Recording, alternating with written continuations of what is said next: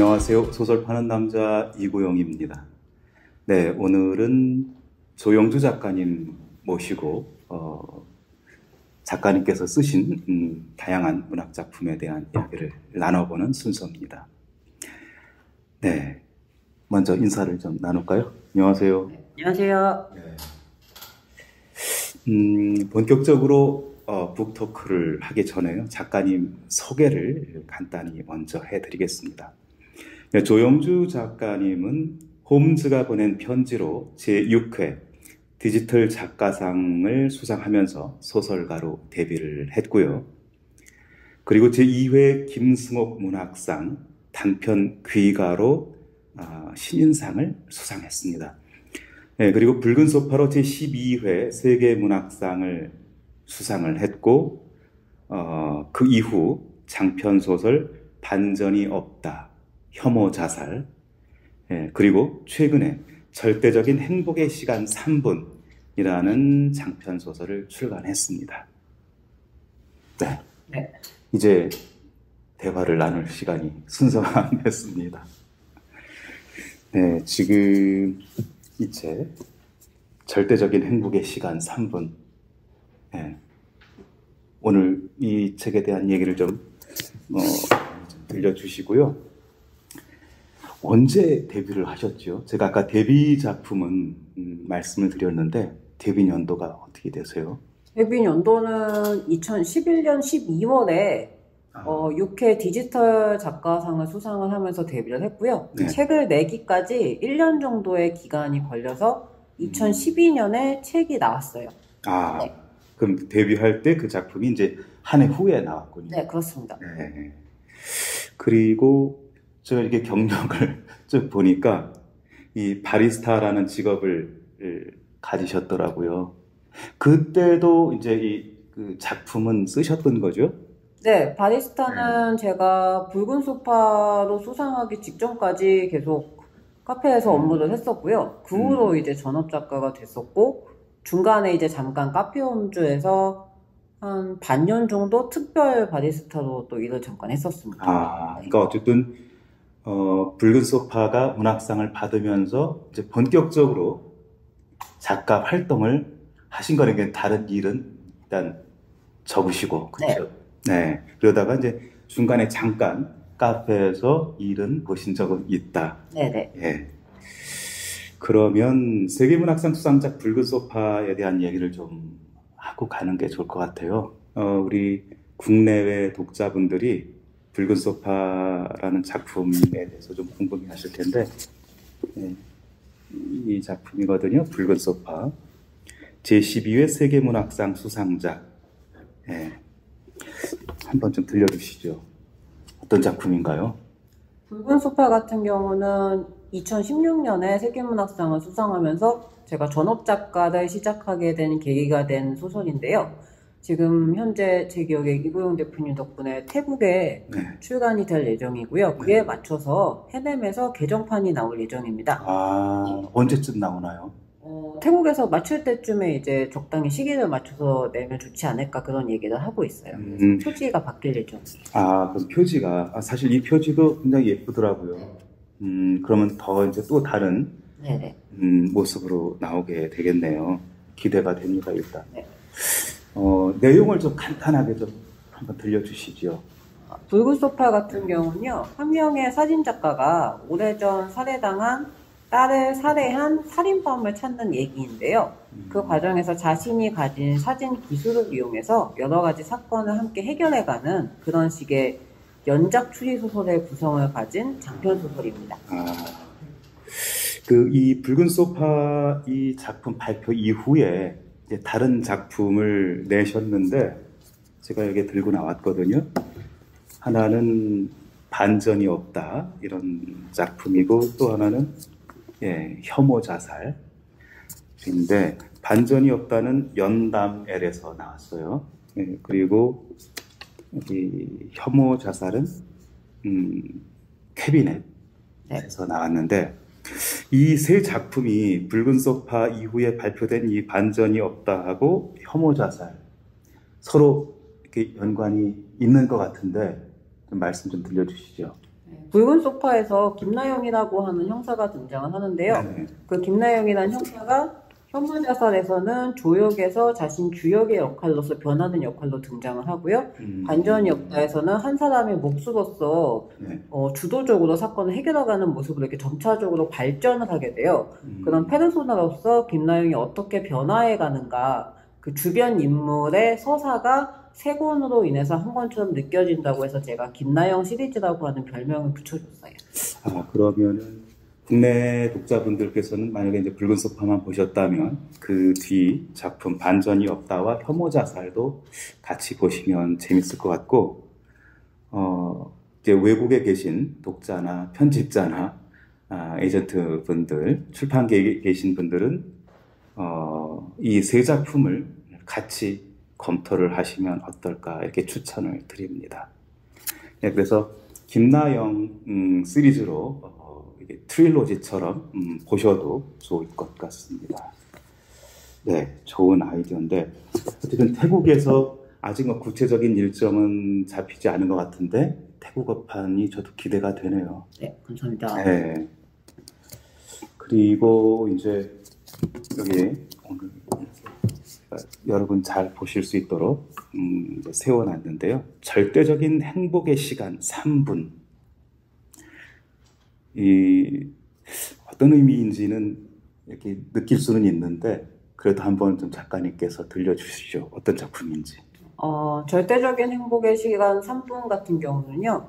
제가 2004년 무렵에 신문기사에서 인간이 평생 동안 느낄 수 있는 순수한 행복의 시간은 3분이 채 되지 않는다는 그런 기사를 봤었어요. 그래서 그런 순수한 행복이 3분도 되지 않는다는 게 되게 좀 쇼크였거든요. 그래서 그 이야기를 갖다가 어떻게 나중에 이야기로 쓰고 싶다고 생각을 했다가 이제 2010년에 제가 실제로 홍콩의 할로윈 축제를 다녀와서 그때 경험과 저의 카페 생활을 잘 버무려서 이 소설을 당시 적게 됐어요. 2011년에.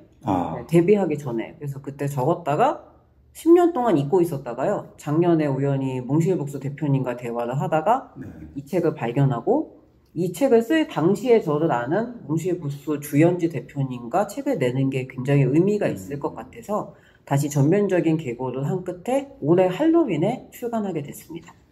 10월 31일 날 출간하신 거네요. 네, 일부러. 네. 일부러 딱 그렇게 시간을 맞추셨군요. 내년 10월 31일에는 무슨 일이 벌어질까?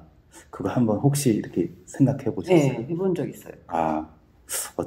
제가 갑작스럽게 질문을 드리는 건데. 제가 사실 혼자만 생각했던 건데요. 네, 들려주세요.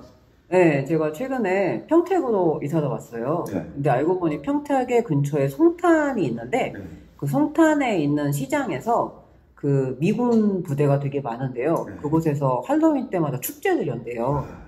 근데 코로나 때문에 몇 년 동안은 계속 온라인으로 사진으로 이렇게 겨누는 정도만 했었는데 그 전까지는 굉장히 크게 해서 내년에 만약에 위드 코로나가 성공이 된다면은 평택에서 이렇게 할로윈 축제를 하고 할 때 이 책도 어떻게 끼업할 수 있지 않을까? 할로윈 축제. 할로윈 축제 겸 이 책 북 페스티벌 같이.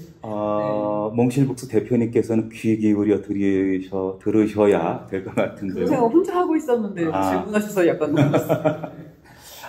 궁금하더라고요. 이렇게 1년 전 생각과 또 출간 시점을 이렇게 맞추셨다니까 1년 후도 궁금하다는 생각이 들었어요. 근데 이 작품 배경이 한국만이 아니라 이 할로윈 데이를 배경으로 해서 홍콩과 서울을 오가는 이런 내용으로 구성된 건가요? 네. 그러면 우리 독자들이 서울과 홍콩 같이 이 스토리에 따라서 오고 가야 되겠네요. 네, 그렇습니다.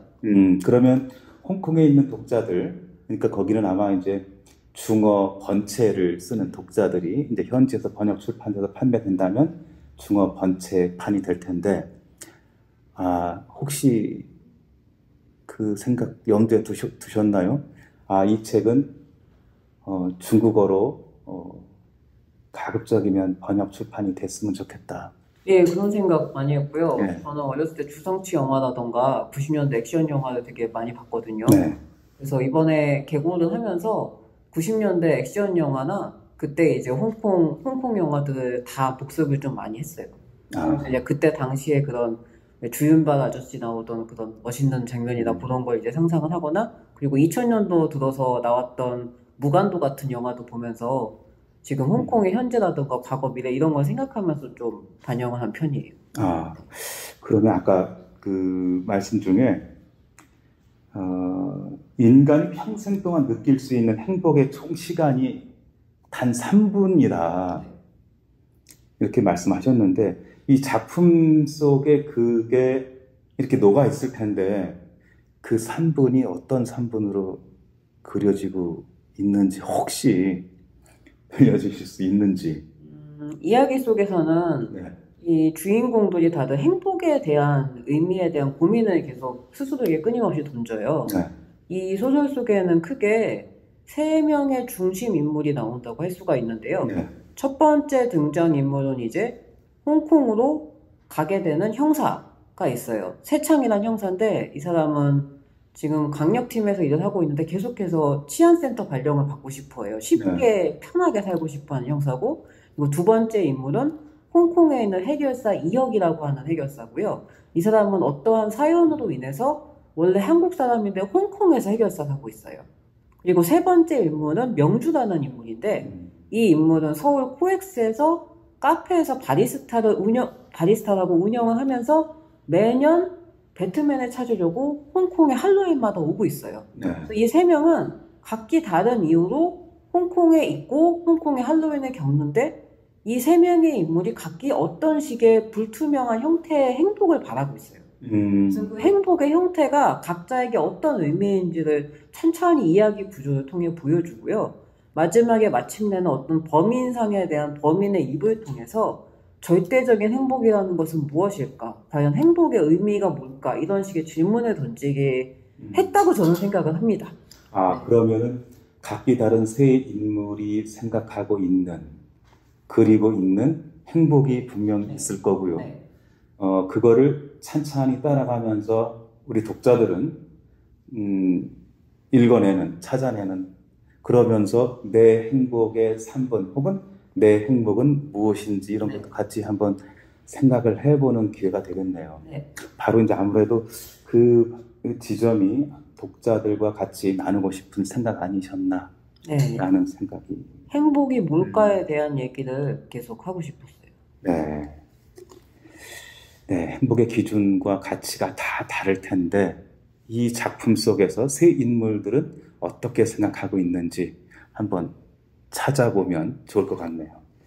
그러면 앞으로 또 지금 작품 구성하고 계시거나 지금 이미 쓰고 계신 작품이 있는지요? 현재는 셜록 홈즈 시리즈라고 해서 평택에 이사를 간 기념으로 평택을 배경으로 활동하는 셜록 홈즈라고 하는 셜록 홈즈요? 예. 평택 경찰서로 부임을 해온 한민이라고 하는 경위가 운영하는 강력팀의 이야기를 지금 단편을 2편을 써서 리디북스에 연재를 하고 있고요. 이건 나중에 한 권으로 만들 생각이에요. 그와 동시에 이제 남양주를 배경으로 한 장편 소설을 하나 적고 있고요. 내년에는 이제 장편 청소년 소설을 한 권 낼 예정입니다. 굉장히 이제 바삐 창작 활동을 이제 하셔야 되겠네요. 특히 그 평택과 남양주 그 지역에 대한 그 인지도가 작가님 작품을 통해서 이렇게 아주 상승을 하게 될 것 같은데요. 기대를 해보겠고요. 제가 끝으로 이런 질문을 한번 드려보고 싶은데, 아까 뭐 이제 중국어로 됐으면 하는 이제 그런 말씀을 나눴는데, 중국어 이외에 또 다른 이 작품, 뭐 오늘 이야기 나눈 절대적인 행복의 시간 3분이나 붉은 소파나 그 이외의 작품, 어떤 작품이든 나는 이 언어권에서 내 문학이 나오면, 아니면 나왔으면, 그냥 그런 생각 혹시 해보셨는지? 일단은 영미권 국가가 워낙 많으니까 영어권에서는 영어로 된 소설이 나오면 일단 기본적으로 사람들이 거의 다 읽을 수 있는 것 같아요. 그래서 영미권에서 소설이 나왔으면 좋을 것 같고요. 그런 곳에서 이제 만약에 예를 들어 절대적인 행복의 시간 3분이 영미권에 나온다면 에거서 크리스티의 할로윈 파티 살인 사건인가? 그런 소설이 있거든요. 네. 그런 소설과 함께 거론된다면 되게 좋을 것 같습니다. 작가님 기대가 현실로 이어지기를 저도 기원을 하겠습니다.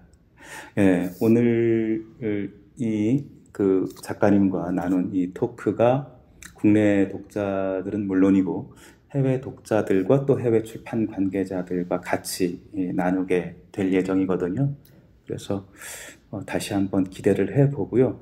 짧은 시간이었지만 오늘 이렇게 함께 해주셔서 감사했습니다. 네, 감사합니다. 고맙습니다. 네, 지금까지 소설 파는 남자 소파남 조영주 작가의 신작 절대적인 행복의 시간 3분, 그리고 붉은 소파, 그다음 반전이 없다, 혐오자살, 이런 장편 소설을 가지고 여러 말씀을 나눴습니다. 감사합니다. 감사합니다.